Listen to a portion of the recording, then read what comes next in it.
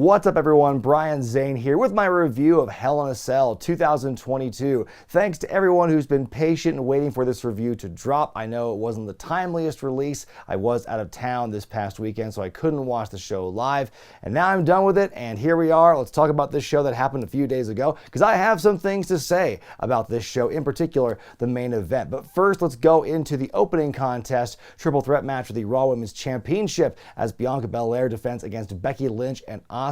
And speaking of Becky, look at the headgear she came out with for the entrance here. I didn't know she was a fan of Space Invaders. Also, I could have swore for a second Asuka's mask was a reference to Jason Voorhees. I don't think that was the case though. Bianca looks good at the onset here, throwing Becky off the top turnbuckle. Becky with a shoulder toss on Asuka off the top onto Belair. Nice leg drop on the back of Bianca's neck. Another 1 minute later, Becky's on a tear for a bit. Then it's Asuka's turn. She just belts the hell out of Becky. That was a sight to see. Bianca makes a comeback. Awesome high knees while holding Becky in a suplex. She beats up both opponents for a bit. Then it's Asuka's turn to do the same thing. We get a double ankle lock. Becky with the disarm her onto Bianca, but she powers out into a KOD attempt. Becky hits the manhandle slam, but Asuka breaks it up. She's breaking up a lot of pinfalls here in this matchup. A lot of pinfall counters leading to the Asuka lock on Becky. Manhandle slam to Asuka. Bianca throwing Becky out of the ring though. Bianca covers and wins to retain, giving Becky a taste of her own medicine. I give it 4 stars out of 5. This is a really good match, really strong way to start the show. I love the flow of it. I love the moments we had there. Really cool and creative spots using all 3 ladies, like in the apron or the corner. Some things I was very impressed by here. Bianca, I think, is the story here. She's really proven herself, especially in this run as Raw Women's Champion. I think she's been having a great time. Great performances here. You know, it's a shame that Asuka was just seemingly there to eat the pin, but it is what it is. Somebody had to lose, and be that as it may, it was still a fantastic opener. Backstage, Cedric Alexander wants to strategize with MVP and Omos, but MVP cuts him off, saying the Hurt Business is done and will never come back. Aw. Then it's time for Bobby Lashley versus Omos and MVP in a 2-on-1 handicap match. I really enjoyed the hype package for this particular match, especially the part with MVP's little diss track, his rap toward Lashley about how he made him, how he created the Almighty Era. Your name might be Bobby, but I have brains like Heenan. That was a pretty good line there. Anyway, the match begins. Lashley tries to establish dominance early on, but MVP with a distraction. That allows Omos to get his stuff in. Lashley comes back, knocking them both around, tries to go for a big suplex, but Omos blocks it. The baddie's working over Lashley for a bit, dumping him outside. Then Omos just runs around the ring and plows into Lashley through the barricade. He barely beats the 10 count. Lashley manages to spear MVP. Omos back in the ring. He is not the legal man, though. Cedric Alexander involved again. He distracts Omos. Lashley hits the spear. The Hurt Lock on MVP. Lashley wins. He celebrates, then he grabs a fan's championship replica and holds it up, making his intentions known. Either that or he just wanted to steal somebody's belt. I give this one 2 stars out of 5. There aren't too many ways you could tell the story in this matchup, but I think that what they did with it, they did pretty well. Lashley looking very strong in this matchup. Minor distraction by Cedric near the end, notwithstanding. As far as MVP and Omos, I think there's still a lot of meat on the bone for that duo. I still think that MVP can help elevate Omos even more. Disappointed that Omos, loses this feud seemingly, but MVP is the one who took the decision in this match, not Omos. So on that level, he is protected at least. The commentary team with an update now on Cody Rhodes' injury, which was first reported on the webs before the show began, and this was basically confirmed, saying he tore his pectoral muscle clean off the bone apparently while lifting weights, and but he's still going to go through with the match, which sounds insane, and we'll see how that just plays into the main event. But we go on to our next match as Kevin Owens takes on Ezekiel. Speaking of long feuds, like Rollins and Cody, for example, this is a storyline that keeps on giving whether we want to get it or not. I will say it would be so much worse feeling right now if Kevin Owens were not the foil in this thing. We get a big Zeke chant as the match begins. Ezekiel starts big with a knee lift and an elbow drop at a 2 count. On the outside, KO throws Zeke into the ring post and takes over. Looking to bust Ezekiel open hard way as KO screams, "That's Elias!" Zeke fights back. Big turnbuckle bump by Owens. Kevin goes to the swanton some minutes later, but Ezekiel puts the knees up. Zeke is firing up by this point, but the crowd not fully into it. We are getting a "He's Elias" chant as he's getting his big comeback, which is not the best timing in the world. Hits a big spine buster, but a 2 count. Kevin with a pop-up powerbomb and a 2 count. More trash talk, more offense by Owens. Kicking Zeke off the top turnbuckle. Hits the cannonball, the stunner on his 3rd attempt, and the win. I give it 2.5 stars out of 5. Pretty good match. Nothing awful about it, but nothing spectacular about it either. I think the fact that the crowd is starting to turn on the Ezekiel push a little bit gives me pause.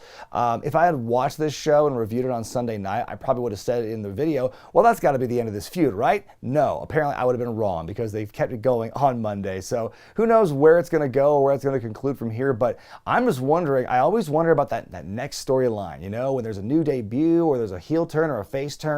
That first storyline is one thing. It's the next one that's got to be interesting and keep you going and keep you interested. So once this eventually dies down, I don't know where this storyline with Ezekiel / Elias is going to go. Mixed tag action up next as the Judgment Day. That's Edge, Damian Priest, and Rhea Ripley take on AJ Styles, Finn Balor, and Liv Morgan. And I have to say, you know, hindsight again being what it is, if I had watched this show on Sunday and not Thursday morning, I'd have different feelings about the hype package you just saw for the Judgment Day and their entrance. It just hits a bit different, and that's all I'll say for now at least. We'll circle back to that topic after this match. Starts off with all 6 brawling in the ring. Liv going after Rhea, who hits her with a big ol' headbutt. Liv fights back, but then Rhea powders, and it's time for the boys to have a turn.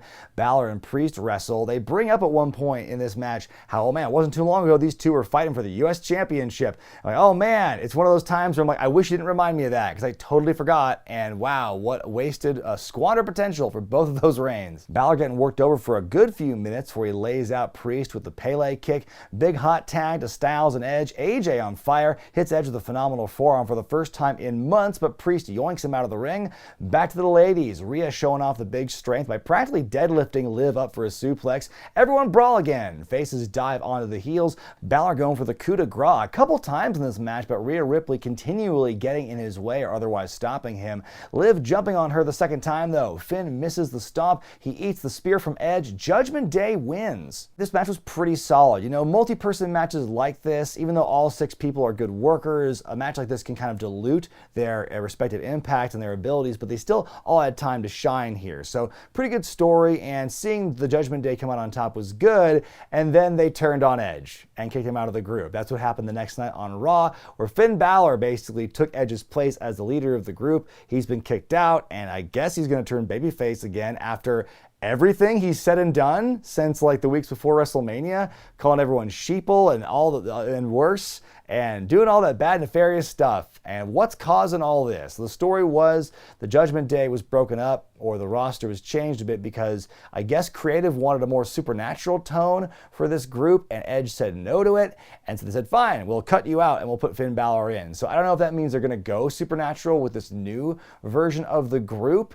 But I don't know. It's just really interesting that the changes Edge made to his character, like the sacrifice that he made to turn heel the way he did, getting his hair cut, adopting this whole new persona, which, you know, I think he got mixed reviews at best. You know, I think there's people who'd say, you know, it's fine. He needs to kind of turn over that new leaf, become a heel, and redefine his character.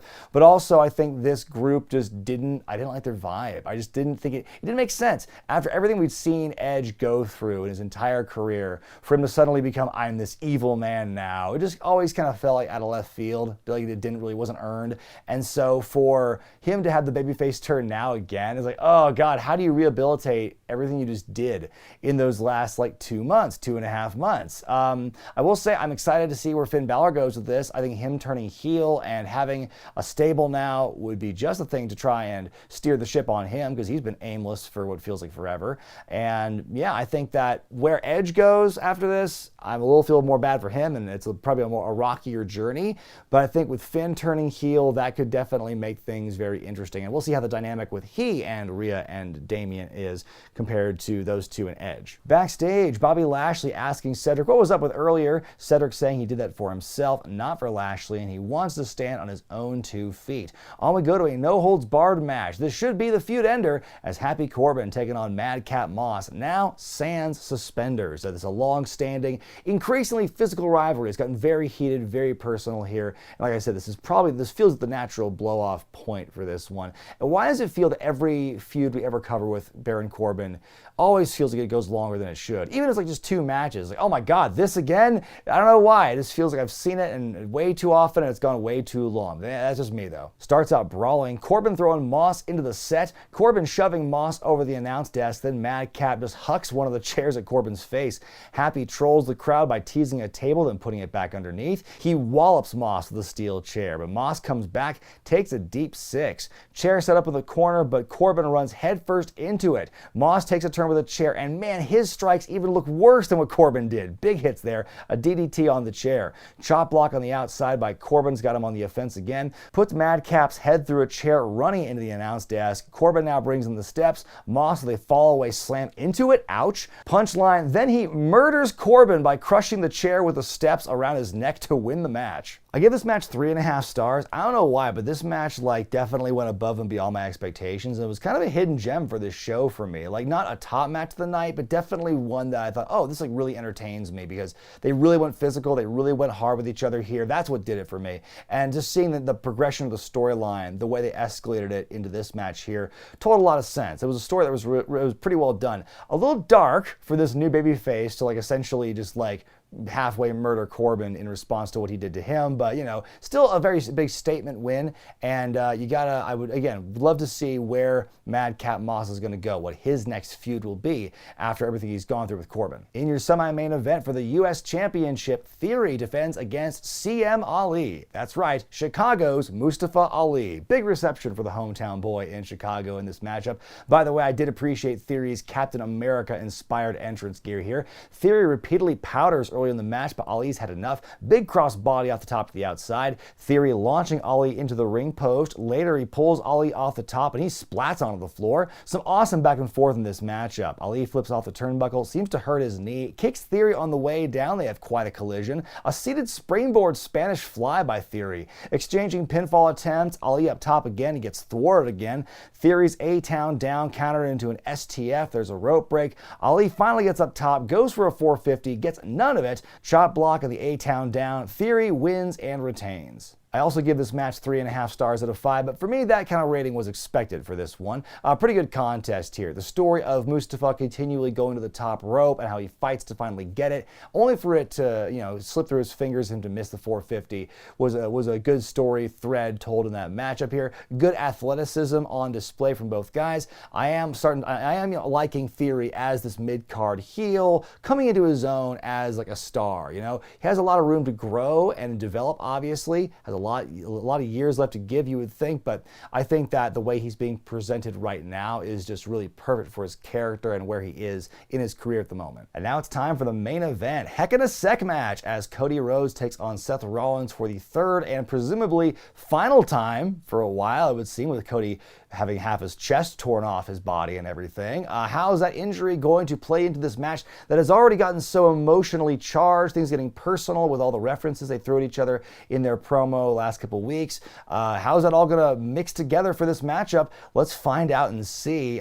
First of all, I have to say it's pretty awesome to see Seth wearing the special Dusty Rhodes tribute gear, polka dots in full force. They're selling it as mind games against Cody, but you also have to imagine that Seth kind of came through developmental as a protege of Dusty Rhodes, learned a lot through him. So you gotta believe that's kind of a tribute to him from Seth as well, which is pretty nice. Cody takes off the jacket and look at that grotesque thing. Oh my God. That was hard to look at. And the idea that he had to wrestle, or didn't have to, he chose to wrestle. Cody made that decision to stay in the match with that kind of injury. And that's just on its own is incredibly admirable. And that's the thought that keeps running through my head as this match goes on. Cody starts out with some punches early on, manages to hit the Cody cutter, but he's already hurting himself in the process. Figure 4 is applied. Seth grabs a kendo stick from under the ring and hits Cody's injury, digs it into his chest, throws it into the cell wall, the steel steps. Hard to watch at times, but the man is toughing it out. And now Seth has got on the ring jacket. He's got the polka dot weight belt to whip him with.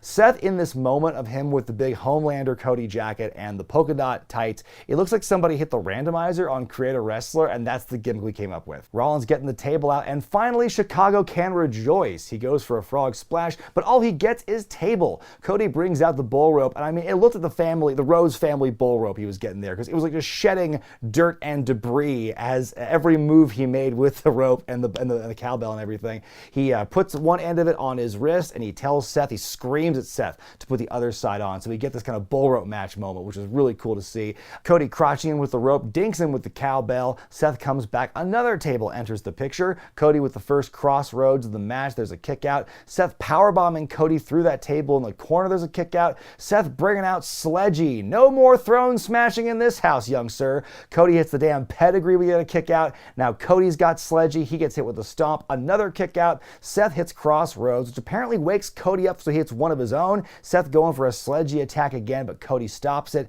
2 crossroads. The Sledgy punctuation. Cody wins. I give this one 4.5 stars out of 5. Like, wow, what an emotional thrill ride this match was. Like, watching it for the first time, knowing what we knew. Like, I could never give enough credit to Cody for gutting it out through that injury and putting on a great performance. Like, you know, you really, at times you couldn't tell he was hurt, but he was still able to work through the pain. Never enough credit can be given to Seth Rollins for working with an opponent as hurt as Cody and getting this fantastic story told from the both of them.